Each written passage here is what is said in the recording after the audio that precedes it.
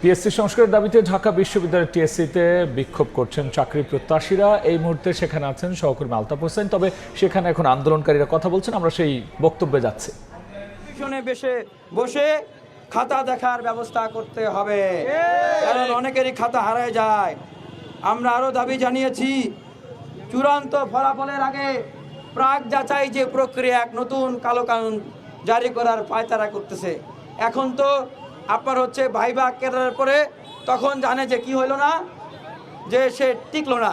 কেন টিকলো না সেটা সে কখনো কখনো জানে, কখনো কখনো জানে না। কিন্তু যদি এই প্রাক যাচাই প্রক্রিয়া চালু করা হয়, তাহলে কেন সে বাদ পড়লো সেটাই তো সে জানবে না। এটা এমন একটা প্রক্রিয়া, যেই প্রক্রিয়ার ভিতর দিয়ে কেবলমাত্র স্বজনপ্রীতি করে নিজস্ব লোকদেরকে টিকিয়ে বাকিদেরকে বাদ দেওয়া যাবে সাইলেন্টলি। এমনভাবে বাদ দেওয়া যাবে যে সে জানতেই পারবে না সে আসলে কেন বাদ গেল, এবং সরকার কেউ কোনো প্রশ্ন করতে পারবে না। আমরা এই জায়গায় একটা স্বচ্ছ ভেরিফিকেশন প্রক্রিয়া চাই, যে ক্ষেত্রে কোনো হয়রানি থাকবে না, যে ক্ষেত্রে কোনো ধরনের বৈষম্য, হয়রানির শিকার কোনো কিছু করা যাবে না।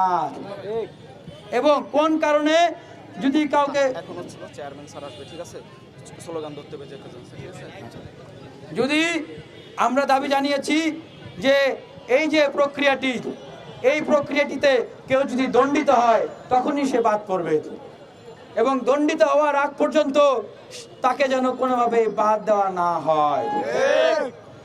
প্রিয় সাথী বন্ধুগণ, আমরা আরো দাবি জানিয়েছি, নন ক্যাডার বিধি 2023 বাতিল করে বিসিএস ভাই উত্তীর্ণ সকলের অন্তত চাকরির ব্যবস্থা যেন হয়। আমরা এই নন ক্যাডারের কালো আইন কি মানে আমরা খবর পেয়েছি আমাদের মাঝে আমাদের পিএসসি চেয়ারম্যান মহোদয় নাকি আসবেন, আসতেছেন। এই জুলাইয়ের অঙ্গীকার, জুলাইয়ের অঙ্গীকার, পিএসসি সংস্কার, এবার হবে সংস্কার।